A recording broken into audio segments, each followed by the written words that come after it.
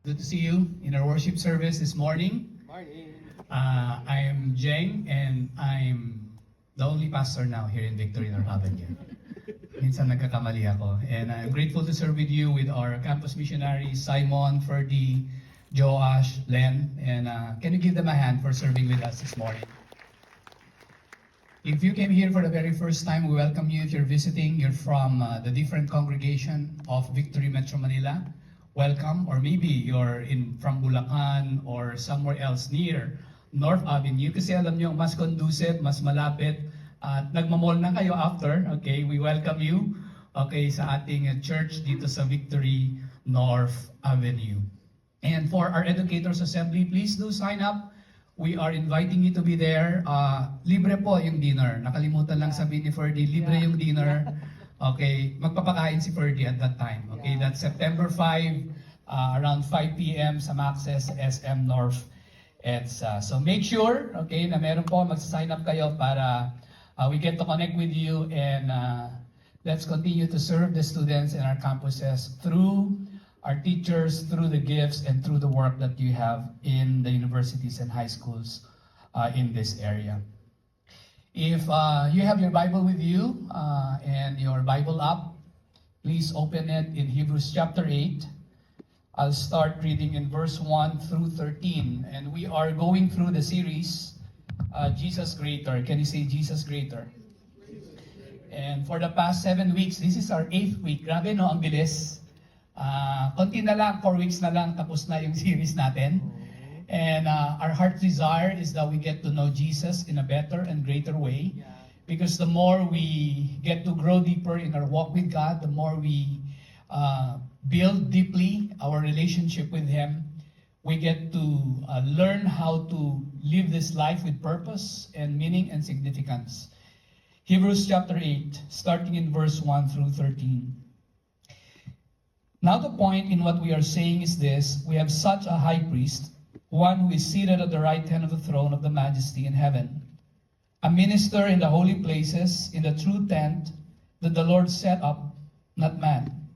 For every high priest is appointed to offer gifts and sacrifices. Thus it is necessary for this priest also to have something to offer.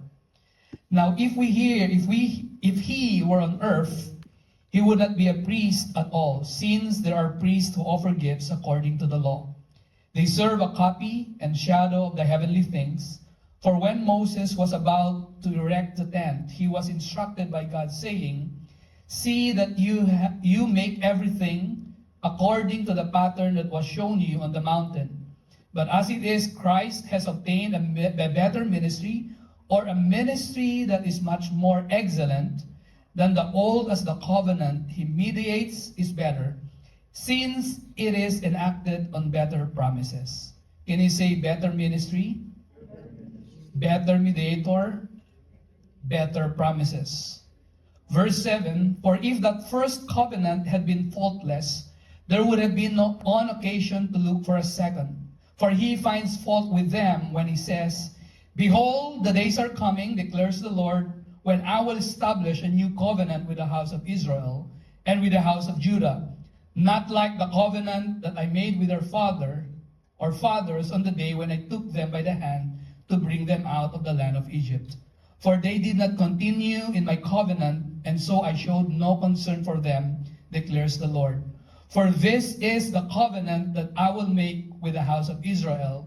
After those days, declares the Lord, I will put my laws into their minds and write them on their hearts, and I will be their God, and they shall be my people.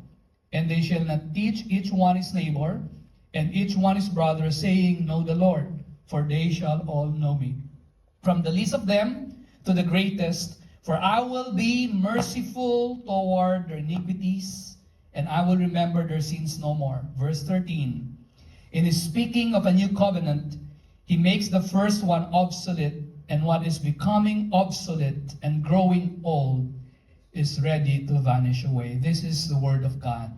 Lord, maraming salamat sa iyong salita ngayong umaga. I pray that as we learn about what it means for Jesus to have a better ministry, Lord, speak to us. Holy Spirit, thank you that you are our teacher. Whether we are new or we've been attending in this church for quite some time, thank you, Lord, that your words can change us. Your word can challenge us. Your word can bring life into our soul. We honor you today in Jesus' name. Amen. Kapag in-observe natin yung Hebrews chapter 5 until chapter 10, pag napansin natin, parang pare-pareho yung sinasabi ng author. Okay, the themes are almost the same, but we want to look at these chapters in different angles. Kasi sa chapter 5, sabi natin, better high priest. Okay, sa chapter 6, sabi natin, better things. Sa chapter 7, that's last week, that's better covenant. Okay, next week, pag-usapan natin yung dalawang aspect on what it means for Jesus to be better. Pero ngayon, pagtutuunan natin ng pansin yung sinabing better ministry. Can you say better ministry? Sobrang interesting yung binasa natin kasi pag binabasa yung Bible, minsan kapag in-observe natin, alam nating may contrast na kailangan tignan kung ano yung sinasabi para masundan natin ano yung topic, ano yung sinasabi, ano yung message ng author at this time. And mapansin nyo yung contrast between the old and the new. Can you say old? Can you say new? Can you say first? Say second. Okay, the old and the first covenant, the second and the new covenant. Habang iniisip ko yon, nalala ko lang yung, alam mo yung trends at yung usong mga gadgets since the earliest days. Ilan sa dito pinanganak year 1930s? Meron ba? Okay, 1930s, 1940s. Okay, yes, si nanay, 80 plus, okay. 1950s, 1960s. If you would look at, okay, our generations, alam natin, di ba, na merong specific technology or technological advancement na experience natin that would make us say, grabe, nagiging sentimental tayo pag nakikita natin yung mga objects na yon.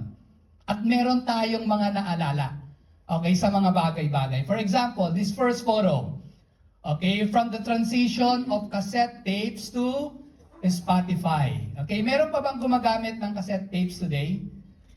Okay, wala na. Yung iba siguro, okay, dahil sobrang luma to at classic, minsan binalik-balikan nyo, yung iba sa inyo siguro may kotse pa, na kung saan yung nasa harapan nyo is cassette tape pa, no? Tapos kinonvert nyo na along the way, at meron naman ng Spotify.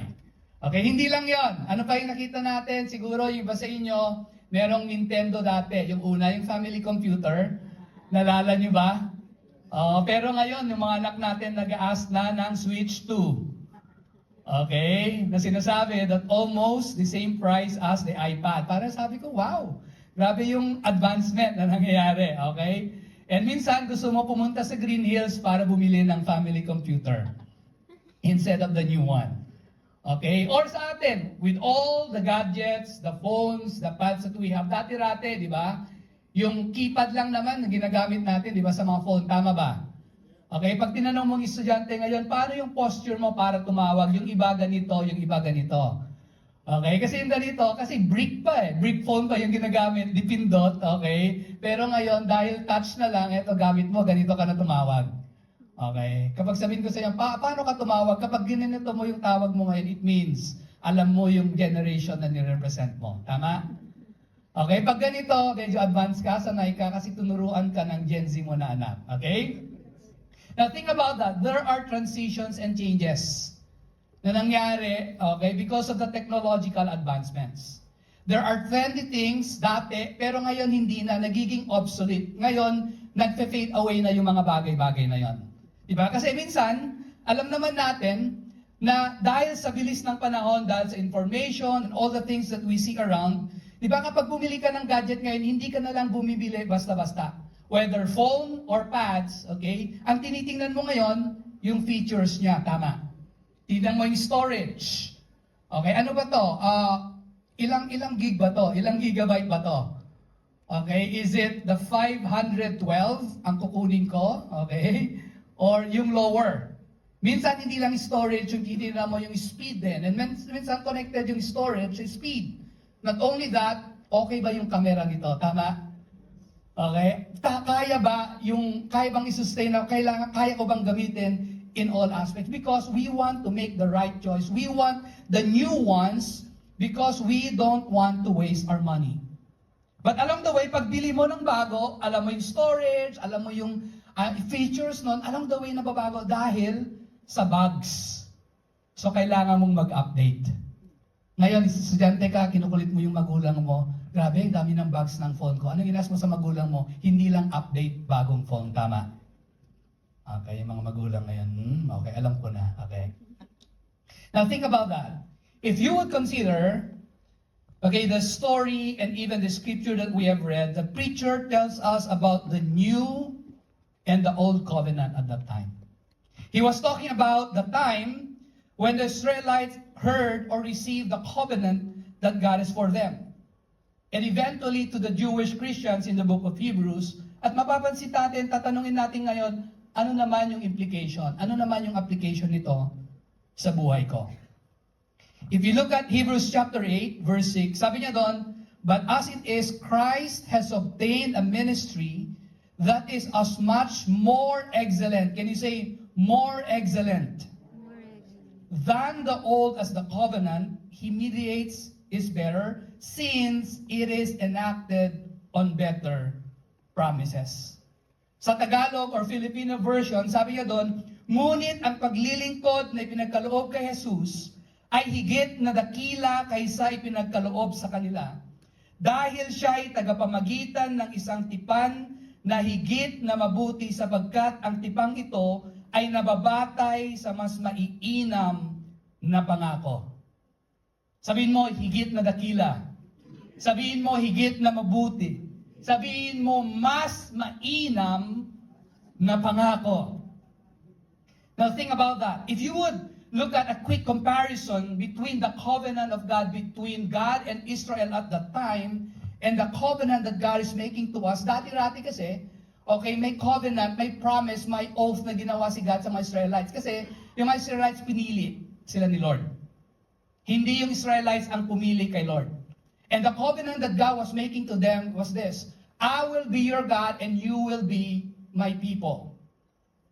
Okay, if you hold on to this promise, if you will respond in faith, if you will respond in obedience, then this covenant that I have between you and me will continue. It will be fixed, it will stay there as long as you won't give up. And in the covenant that God is telling us today through the book of Hebrews, in our context is that God is making a covenant, a new one to us through Jesus. Can you say through Jesus? That's the setup, that's the setting. Okay? And sa Old Covenant na yon, sa First Covenant na yun, sinasabi nun, okay, sa Hebrews 8:7, 8 and 13, sabi niya doon, the covenant is faulty and obsolete.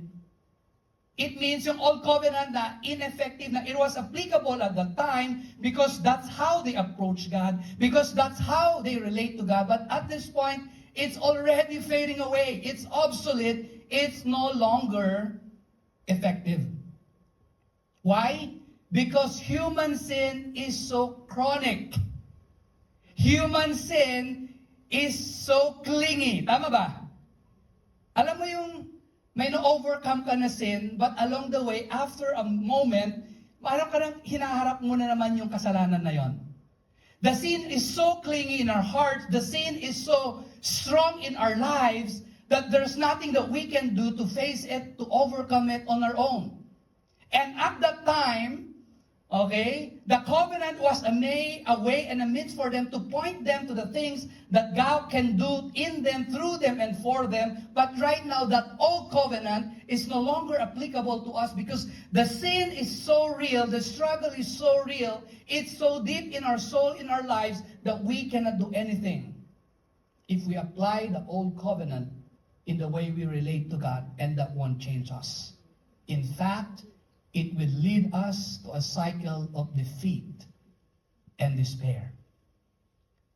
Parang sinasabi nito, kapag namubuhay ka sa dati, walang patutunguhan.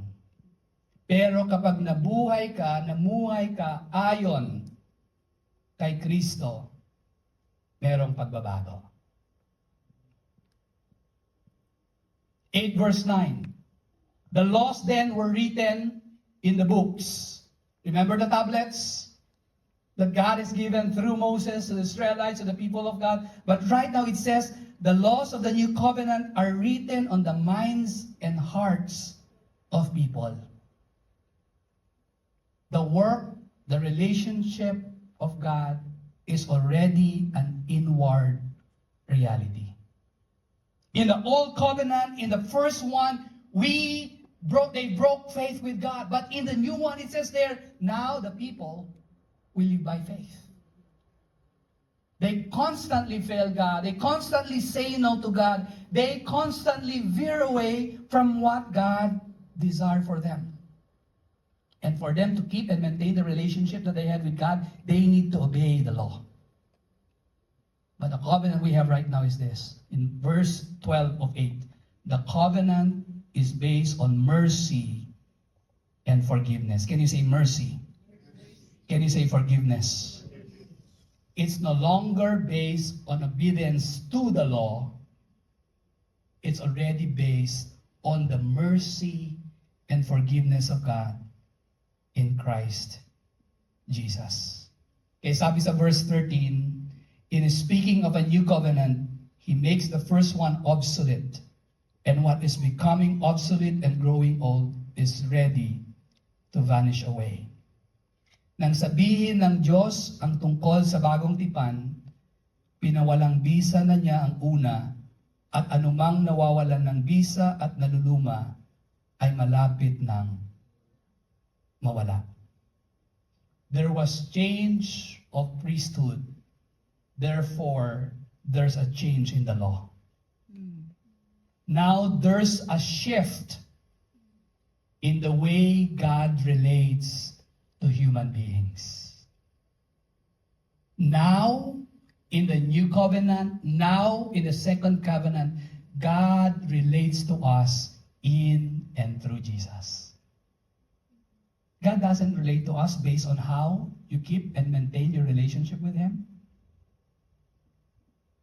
God relates to us based on our faith in Jesus alone that changes the way we live our lives. Because we know that apart from Christ, we live in sin, we live in shame, we live in guilt, we live a life filled with broken promises. Meron na bang pangako na ibinigay sa'yo, pero hindi natupad? Meron ka na bang pangako na nabitawan kay Lord, pero hindi mo natupad? That's our human tendency. Deep inside of us, there's a default mode that we want to do something exactly the opposite of what God desires for us. That's why it says there, the new covenant, the second covenant has been made in Christ and through Christ. Introduction lang yan ng message. Now, what's my point today as we look at these few verses? God makes Himself known to make you His own. God makes Himself known to make you His own. That's the covenant. That's the desire that God wants you to have. God wants Him to be known so that you will know that you are His own.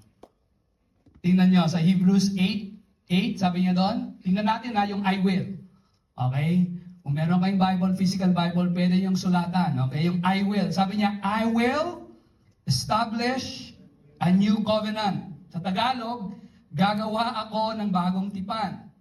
Verse 10, sabi niya doon, I will put my laws into their minds and write them on their hearts. Ititanim ko sa kanilang pag-iisip ang aking mga utos, isusulat ko ito sa kanilang puso. Ano pa sinabi? I will be their God. Can you say that? I will be their God. Ako ang kanilang magiging Diyos.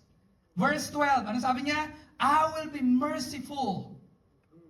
I will remember their sins no more.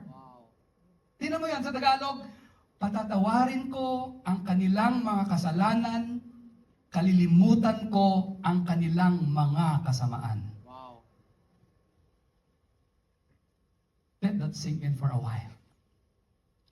I will, I will, I will, I will.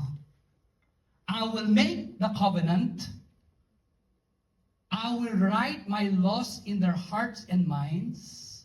I will be their God, and I will be merciful and forgiving. Amen.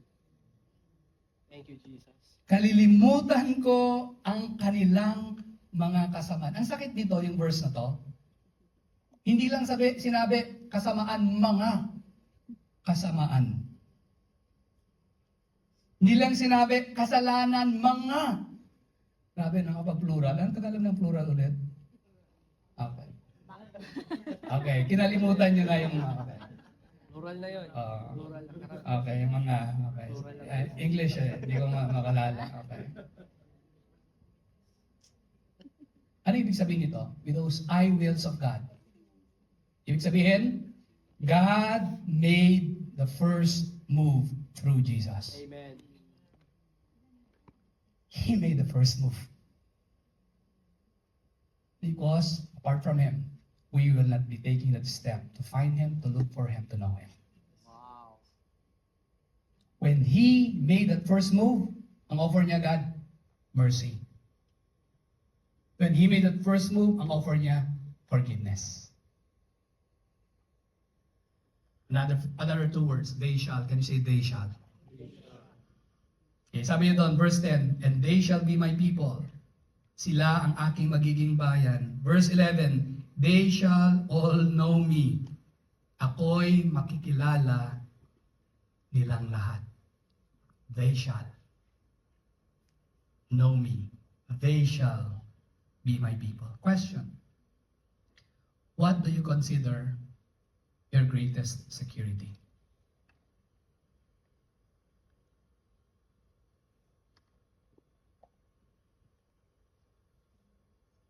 The things that are trendy now, but will be obsolete tomorrow? The things that are quite good, yet they will be gone someday. What do you consider your greatest security? Because in that verse 6, Jesus gives a better ministry with better promises. It's because the ministry of Jesus gives us security. That makes us secure, that makes us confident, that makes us hopeful, that makes us in faith, that makes us live differently. When you go home, when you go to your school, and when you are in your workplace. Why? Because you belong to God. Tell that to yourself, I belong to God. You belong to God. Sabi niya, I will be their God, and they shall be my people. We belong to God not by following, keeping, and maintaining religious rules. We belong to God because of our faith in Jesus alone. You belong to God not because you showed up this morning. You belong to God not because you serve in church. Your attendance, your service won't qualify nor disqualify you in your relationship with God. You are qualified because you belong to Him in Jesus. Encourage mo yung katabi mo ngayon, tulog na Sabihin mo, you belong to God. You belong to God. Okay, that means when you belong to God, it means when you wake up in the morning as a student, because your security is in Jesus, now your confidence, your security is not on what your classmate will tell or say about you. Now your security is based on what God says about you. He's saying, you belong to me. When you go to your workplace, when everything seems tough, when you don't know what will happen next, when you don't know the decision that you are about to make, you know that you will fail, you know that you will be lacking something, but God says, don't worry, you belong to me. Amen. That gives you the security. That gives you every day, every Monday, Tuesday, Wednesday, Thursday, Friday, Saturday, Sunday, saying, I belong to God because of Jesus. Good. Now, that shapes the way you parent your kid. That shapes the way you relate with your neighbor. That shapes the way you respond to the people around you. And everything you do now is no longer an empty ritual.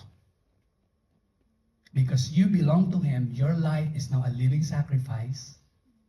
Your life is already a pleasing aroma to God. Your life is already a life of service with honor because you belong to Him. Amen. Kaidiin mo sa katabi mo, sabihin mo, you belong to God. You belong to God. Secondly, we know God.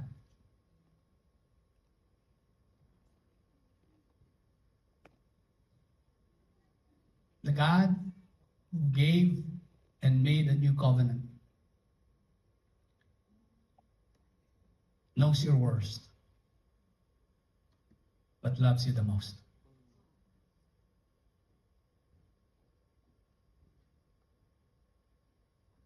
You know Him. They shall know me from the least of them to the greatest. Let me say this. When we say we know God, it means God is not a stranger to us. And we are not strangers to God. Na kapag lumapit si Nesty, Nesty ko ba yan? No, because you know Him, you're intimately walking with Him, He knows where you are, and because of His better ministry, He ministers best and meets you because of who He is. He knows you. He knows your future. Good.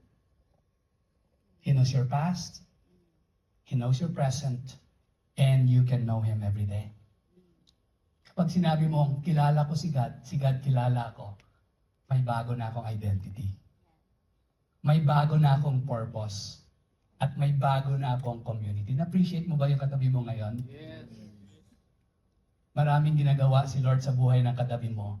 Pero dahil ang taong yan kilala ni si God, magbabago yan. We belong to God and we know Him.